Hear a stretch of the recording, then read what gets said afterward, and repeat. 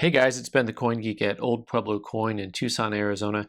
Thanks for joining us today, oldpueblocoin.com, tucsoncoinshow.com.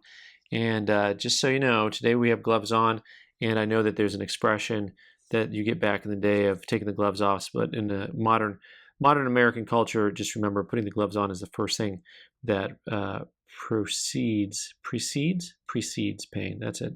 So today's video is about a 1915 $10 gold piece that a customer sent to us to get certified. And it's an interesting coin. The first thing that I noticed about this coin is that it was really extremely lustrous, bright, fairly well struck. But I have all these like lingering doubts on this coin, and I'm hoping that I'm wrong. So the question of the day is this coin real or counterfeit? And we're going to go through just a couple little things, try to get some close-ups of the coin to talk about it. The first thing I want to talk about is the long view, because for me the biggest problem with this coin is the long view. There's something about it that at a distance I'm looking at it, I'm saying I don't like the way the light interacts on this coin and the luster is created. So you should have some multiple little pools of luster on the coin, and this feels like the luster is very circular from the center out over everything. That is a thing for me. Now normally on these coins, some of the counterfeits are extremely mushy, but also a lot of the counterfeits are not. A lot of the counterfeits are nicely struck pieces. And then the thing that you end up looking for is anything that would be some type of a sign of mischievous activity by counterfeiters. So what are some signs of mischievous activity by counterfeiters? I'm so glad that you asked that question. Well, if you want to know more, you can always get a book like the United States Gold Counterfeit Detection Guide. This book is a very handy-dandy book because it actually outlines a bunch of different types of coins that are U.S. gold coins with specific dates. So actually they do have an example of a 1915. But the point about this is not actually going to be the specific date, because this book does not and cannot encompass all counterfeits that have been produced. But what the book does is it gives you lots of examples, page after page of example, of what counterfeiting looks like. So as an example, on the 1915 they have here, they show you, we're going to look at the eye, and then they're going to show a depression under the eye. And then you'll see here, they're going to talk about some spikes. So these things both occur in the process of making counterfeits. And you can see a little bit from the photo also, by the way, in the long view. This is a well-struck, nice-looking coin. This is not an example of some mushy coin, which sometimes they're very, very mushy looking. And you'll see this line here that they're calling a spike.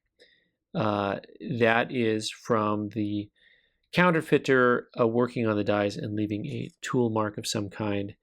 And then also one of the things that are common with counterfeits is that you'll see weak or missing components on a coin. I'm going to just flip through the book really quick and find some more pictures, if I can, of coins that have, just decent examples. Here's an example of some $3 gold pieces, and they're showing some depressions in the field, and that's another example of a counterfeit. So, and then also this blem, there's actually a big raised mark on the field, a couple of them on this one, and this line here that they're calling a tool mark. So those are kind of the general things, right? So there's actually, I want to say, there are coins that just look fake. Like I can even tell on this photo, like they have this real kind of flat and mushy version. And then there's coins that look fairly real, but almost all of them have a few telltale signs, depressions, and spikes, right? So that's what we're going to look for specifically on this coin. I'm actually going to, at this point in time, now I'm going to leave it in the case for another minute. I think we can see through it okay. And then I will take it out and we can weigh it. It did check out on the XRF as still being 90% silver. And the collector on this has already agreed to go ahead and send it into PCGS anyway. So what we're going to end up doing, I'm probably going to take it out of the holder now. What we're going to end up doing is going ahead and sending it in. So one of the things on this type of holder to stop from getting staple scratches, which happen all the time on really nice coins, is if you're able to have the coin very far away from the edge and you're able to puncture it very easily. Usually what that'll do on most of these is it'll create a thing where you can just kind of pop it the rest of the way out, and you don't have to worry about dealing with scratching coins. There's still danger in all of that stuff. I'm going to see here, the scale may not even be, scale might not be, it has a battery, grams. So we're looking for a 16.7 on this guy. Yeah, 16.7, there you go. 16.71 I think is the technical weight, but 16.7 is within tolerance. All right, so let's take a closer look at this bad boy and see what we can see. One of the things that I get aggravated with on my camera is sometimes it likes to change the color of gold. It messes with me a little bit, but if you're colorblind, this will probably be fine for you. So we're going to look for anything that is kind of like raised marks. And one of the things I'm going to zoom in on here, it's actually all in one area. A couple things. Okay, I have a lot to talk about. So I was talking before about the luster, and remember in the book where I was talking about missing design elements? So even though this is a bold strike around the perimeter, inside the where the feathers meet and stuff, there's all this luster that just kind of pops up in there, in the hairline too. There's almost like a flatness to the hairline area. And so you see these like real bright shiny points coming across, right across above where my finger is there, when we're looking at the coin in the way that the luster flows and it shines on and off. Okay. The next thing I want to talk about is what I see as these raised areas and these tool marks. That's what I believe these to be. We're going to go off of the feathers on the headdress.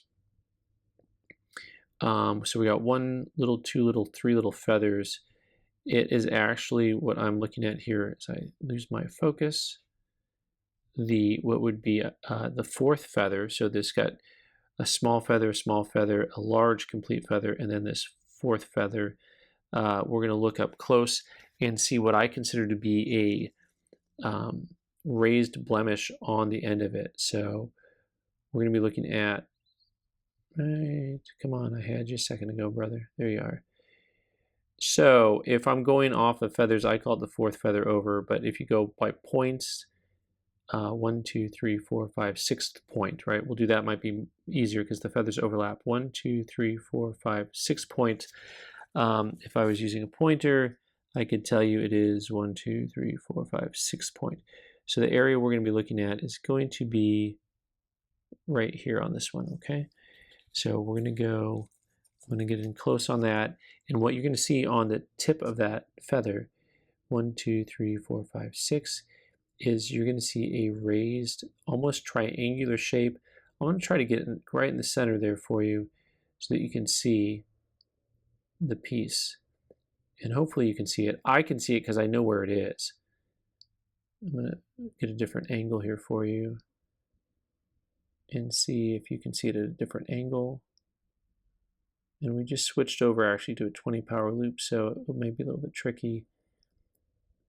I liked it a little bit better at the other angle, seeing where that piece was, and also coming right off of that piece, it looks like there's a little bit of line work going up into the rim. The 20 power may be too close in all actuality. On the reverse of the coin, you can see off the S, this is easier to identify because it's not tail feathers, $10 off of the S, to the right of the S in $10, you'll see some lines that are currently showing up. They are completely parallel with the screen. They're coming off, the S is at an angle.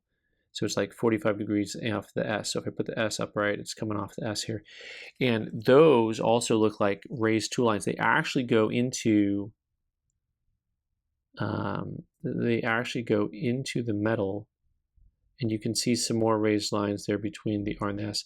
Another thing is, lots of times when you see, so the dimples and the divots that show up on these coins are problematic. But those lines actually go almost up over the edge of the rim. Let me see what else is popping on here, because there was a couple other areas that I thought I had seen, but I'm just going to go around one time with this loop, and anything that you see you can call out. But anyway, it's the type of thing that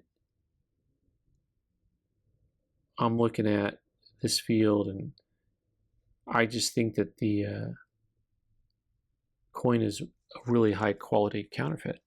But we're going to send it in to PCGS and just hope that we're wrong. But it has a couple of diagnostics I don't like. The biggest thing for me is this visual, though. From a distance, I was like, I just don't like the visual. And I'm hoping I'm wrong for my customer's sake. And we will see when it comes back in. We will give you a result on what happened with this coin. And as always, you can leave your comments down below. You can share, like, subscribe, do all of the algorithm stuff, and we really appreciate it. Thanks so much for being here today, guys. I'm Ben the Coin Geek. You can subscribe by clicking on the owl button in the corner and watch more videos on the right side of the screen. Thanks.